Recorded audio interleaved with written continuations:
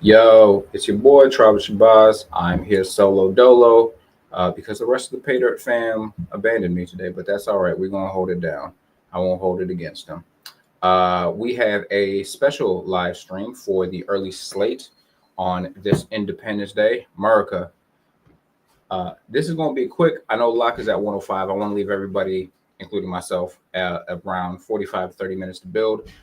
So we're going to go over this quick. I know James is running some updates on the back end as well. So as soon as I see that those have gone through, I'm going to rerun things. We got a nice little 5-game slate. Probably going to want to lean into some of the chalk on this slate as you're building. Even in large field, that's okay with 5 games on this slate. You might see some weird stuff like taking a one-off against your pitcher. Again, short number of games, that's all well and good if it makes sense in your build in the contest that you're playing. Update feed, let's see. Bam, Sims run, MLB, range of outcome structure completed. Let's go. All right, let's go ahead and reset data here. Of course, it goes back to the main slate, which I don't want. Go back to secondary.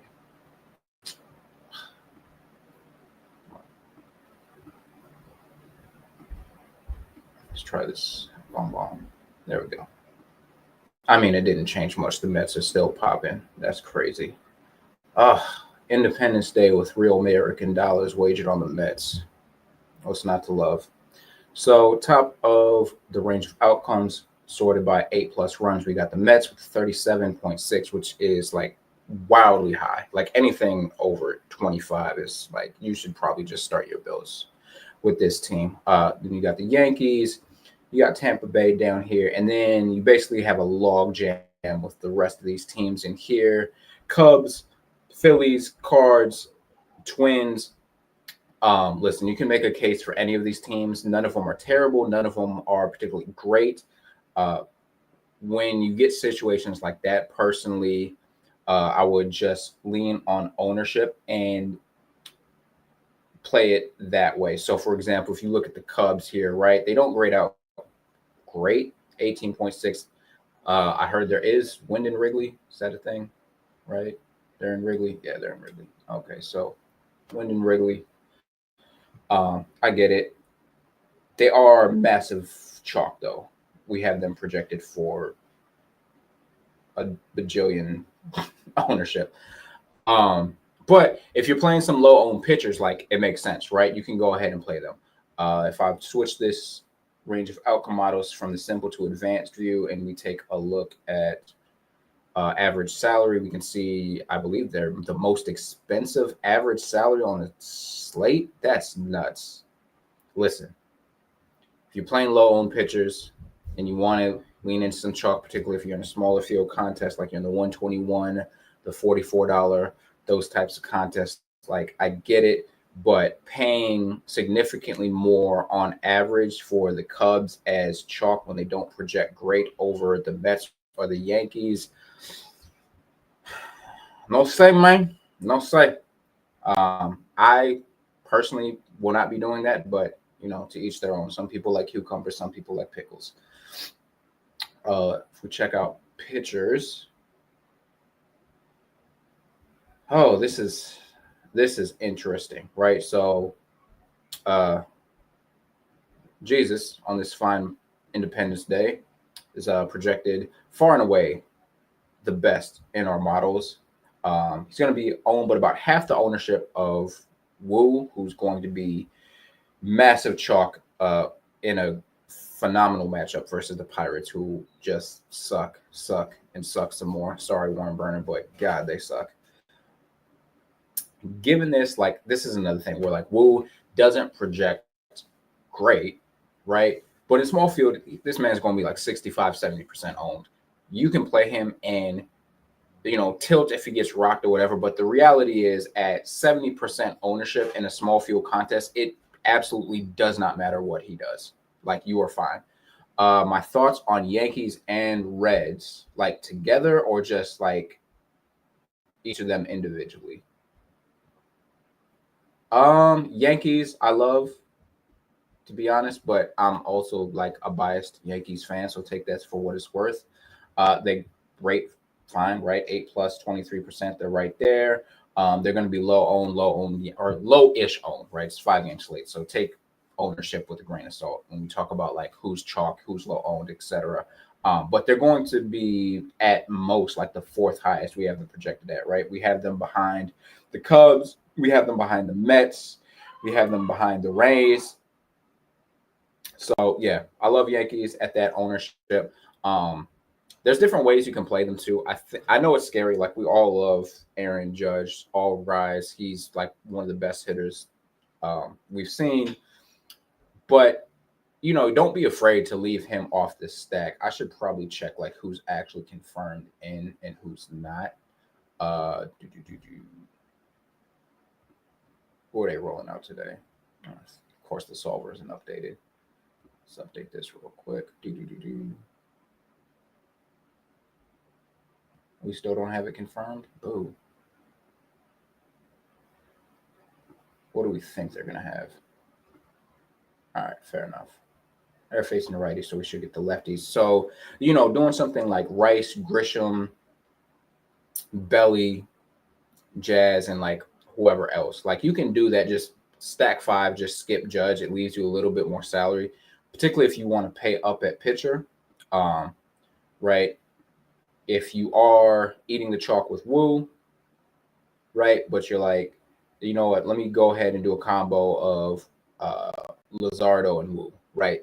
Probably not going to be able to fit Judge in that stack unless you're playing some really gross secondary stack with Yankees. But leaving Judge off of that stack allows you to be able to do that and still, get access to the Yankees. And if you think the Yankees put up a bunch of runs, like, I love Aaron Judge, but he's not scoring like all the points himself, right? I just confirmed the double dong as I leave Judge out of my stacks, by the way.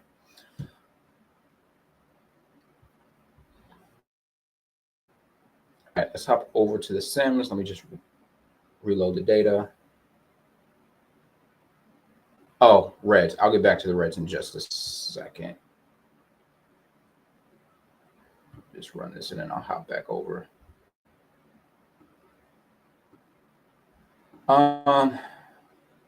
Cincinnati against Luzardo, probably not. If I'm doing an MME set, if I'm doing multiple lineups and I'm a large field, given that Luzardo is going to carry some ownership, like, it's fine with some red stacks. But 3 max, single entry, small field stuff, just don't feel the need to have to go there personally. Yeah, Twins and Pirates, good.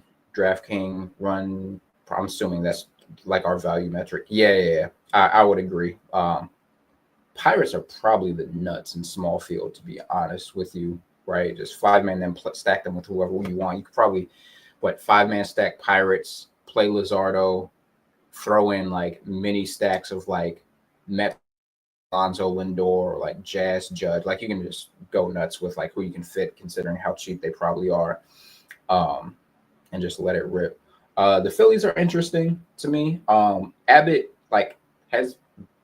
is okay. Like, he's had good games. He's also had games where he's gotten rocked. But Phillies have some hitters. They're not going to be owned. They're in the same grouping, of teams, right? They're really no different to play than the Cubs, who are chalk. The Cardinals, I'd argue the Philly is a better team than the Cardinals straight up, but, Twins down here. The other thing I'll call out, Jason and I did the contest analyzer video earlier this week, right? And one of the things that we called out is, in a small field and a lot of sharps, you see like the pay up at pitcher with these value stacks, like these stacks that are just under 4K. So, to that end, yeah, you got St. Louis and Minnesota right there. You got Pitt right there at 37. Just missing that cut, just slightly over that, would be Seattle, which is interesting because I personally think Bailey Falter sucks, but, maybe it's a versus lefty pitching thing. Somebody else is going to have to research that. I am not some weirdo savant like Jason, who knows like all these minute details about these players. I'm really just going off the sheets and what's the same. But St. Louis, Minnesota, Pitt as value stacks, if you want to 5-man them and pay up for pitching, I have no issues with that. I will say if you do that, you are 100% like either playing spend up Cubs guys, right? So, PCA, Tucker, Saya, like don't do something stupid like 5-man pit with the Minnesota Mini. Like there's just no reason to do that, and you're just severely capping your upside. Please don't do that. So yeah, if you go here, just make sure you're like leaning in either to lowering your volatility and playing the Cubs best hitters, or just maximizing your upside based on what we have in the sheets and playing some of the best hitters from the teams we have projected near the top, with the Mets, Yankees, and probably Rays. So probably both lows, but one's a low, one's a low, whatever. Get low, throw a dart, pull a name out of hat, guess between Yandy and Aranda. That's the one we always get wrong, but whichever one you pick in your lineup is like the one that's going to go 0 for 4. All right, let's take a look and see what we got from our sims. So I ran it on small field, very sharp. What's interesting about this is it's really saying to pay down at one of the pitcher spots, right? Getting a whole lot of Luzardo, getting a whole lot of diarrhea. We love blind Willie Castro, the blues player for the Minnesota Twins.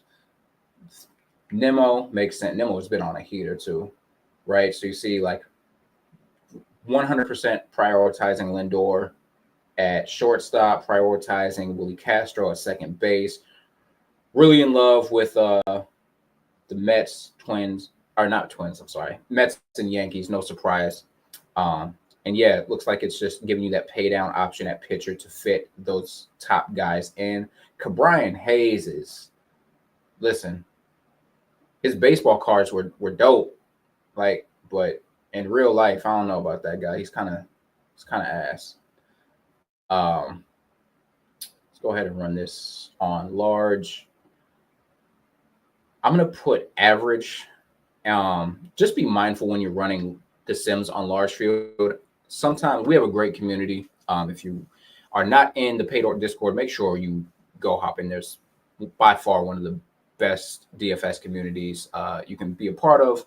But one thing that does tend to happen is it's an echo chamber. Like we're all talking through the slate, we're all talking, and there's a lot of smart minds in there, right? And sometimes we think that the general field matches what we're talking about, and no, there are still people putting some hot garbage in large field contests. So just be mindful of that when you're setting the sharpness for the large field settings. Let's go ahead and run. What? We're all baselines. Come on, James. What are you doing?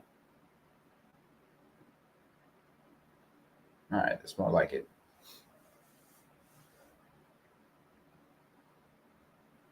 Where am I at on time? 12 o'clock. All right.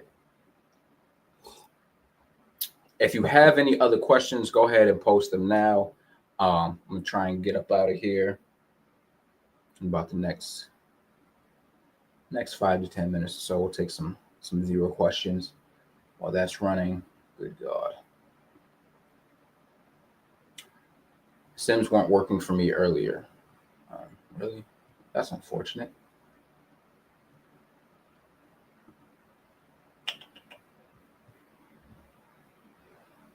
Is average run considered mini max? That's like the $1, the $4. Now, I would probably put below average. The flagship I would probably leave as average, Hemi, just because you do get a lot of pro players still playing like the $15, $18 flagship contest. But once you drop to like the $4 mini max, the $1 mini max, I think they even have like the 50 cent and the quarter joints. Like I would drop it to below average for those.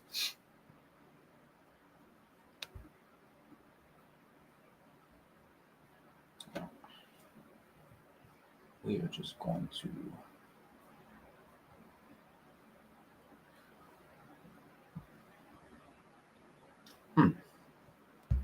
all right. Large field went through. That's interesting. Not a whole lot of difference, honestly, between small and large field in the Sims. Let's take a look at the breakdown. right? Luzardo, 94% exposure. Diarrhea, who is Colin Ray, for those who don't know, it's the pitcher from the Cubs. I personally think he stinks, but you know, a lot of these pitchers outside of Luzardo, if we look in the range of outcomes, like weren't great anyways. Illustrate that point, right? It was Luzardo, and then at that point it drops to Wu, who's massive chalk at 16, and everybody else is like really just grouped into like this 16 to 13 range. And the thing with that is like you're not going to win GPPs with this. Oh shit, it's not. I said share this tab set. My bad. Y'all looking at me like, what am I talking about? Yeah, this range right here, they're all kind of in that same range. That's not what's going to win you the GPP, to be honest with you. I mean, you're going to get outlier scenarios every once in a while, like Soriano last night. Shout out to the Sheets, having him like near the top though. But you know, if you play Ray and he goes out there and you know, even if he just matches his median and gets you 14, and you know, Wu at chalk goes out there and gets you 16 and the bullpen blows the lead or whatever. We'll even give him 17. Like it's a 3-point difference. Like that doesn't determine like you banking versus you not cashing. Like that ultimately is going to come from like, did your bats actually do anything? Right. Like yesterday, I thought I was dead to rights, but I played Barger and Springer, who both like went absolutely nuts. Right. And that is why I ended up winning the $20 5max.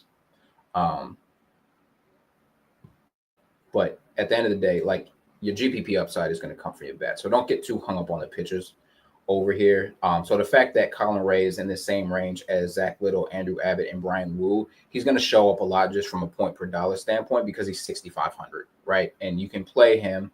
Now, if I go back to the Sims, right? You play him. That's why you look at these lineups that are up here. You can jam in Pete Alonso, Lindor, Nimmo, right? With Ben Rice, with Seiya Suzuki, like Soto. Like you can play just all the dudes, right? So I get why the Sims are doing that. It makes sense. Do I necessarily think you need to go there in small field contests? Maybe, depending like how much other chalk you're eating. You know, if you're playing like Mets and Cubs, like sure, like you're probably lowering your volatility enough with some of those guys. Particularly like I would expect Lindor to be massively owned at shortstop on this slate. So yeah, if we sort by edge, like who's just negative? Like Brian Wu, just negative edge, negative 50. It is crazy. But again, like, you know, you got to take this in context. Right, large field, you 100% come under the field on him. I think if you're doing MME sets for sure. Small field, you probably just eat this.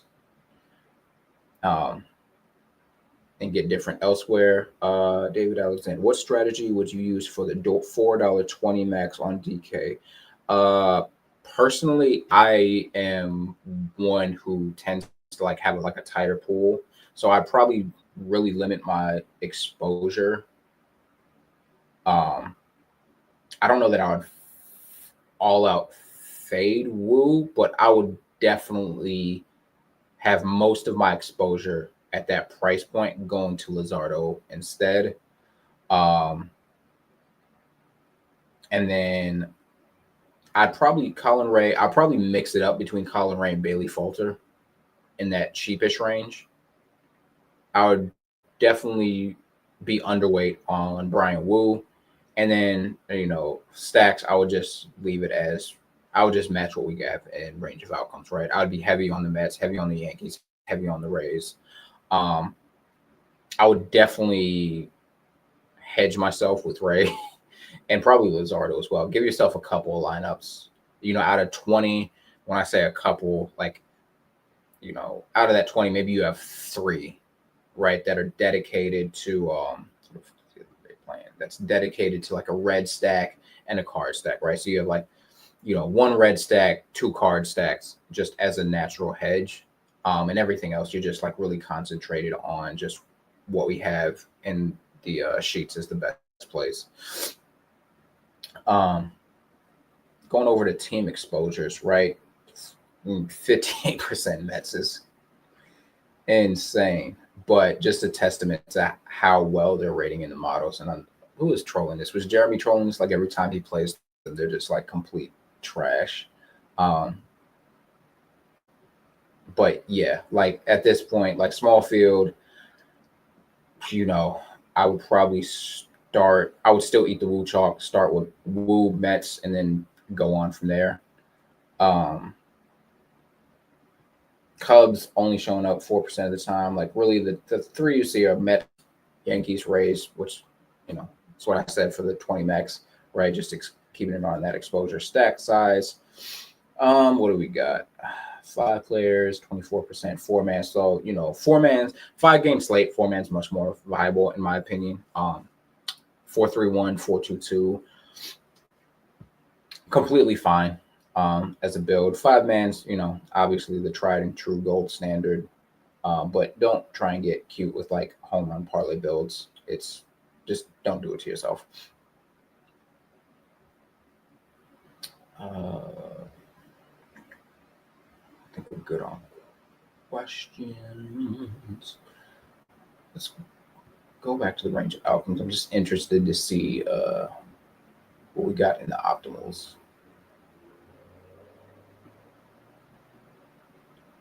Oh, that's still boo. Still lane. Let me change that. Can I change that? There we go. Change the I'm just looking at the optimals tab. We don't have an in-house optimizer like that, but the optimals tab is basically serves that same function, right? Just based off what we have. One guy that I will shout out that I really like, I think the kid is good. I would much rather play him than Brian Hayes. Is this Ronnie Marciano kid? That's not his last name, but it sounds like it should be, right? He beat Joe Lewis's ass, but throwing him in at third base, I don't think people who stack the Mets are going to play him. They tend to stick to like the guys who they know. So I think that's an easy way to get different, get a low-owned guy, and he's cheaper, so, save some salary there. Outside of that, though, it's pretty straightforward to me, right? Small field, start with Woo, start with Mets, figure the rest out. Large field, go heavy underweight on Woo. Stack Pirates if you're real nasty. And yeah, just let it rip. I hope everybody has a great 4th of July today, over the weekend. Make sure you're going to the cookout, get some great food. I'm hosting a cookout, so I'm about to drop off here, build these lineups, and then I got to start cleaning and prepping all the food. Shout out to the Paydirt community. Thank you all for tuning in. We'll see how cleaning goes. If we might do another stream, I might hop on again for the main slate this evening. But if not, everybody enjoy your day, enjoy your fireworks, enjoy your food, enjoy your family. God bless America. We out.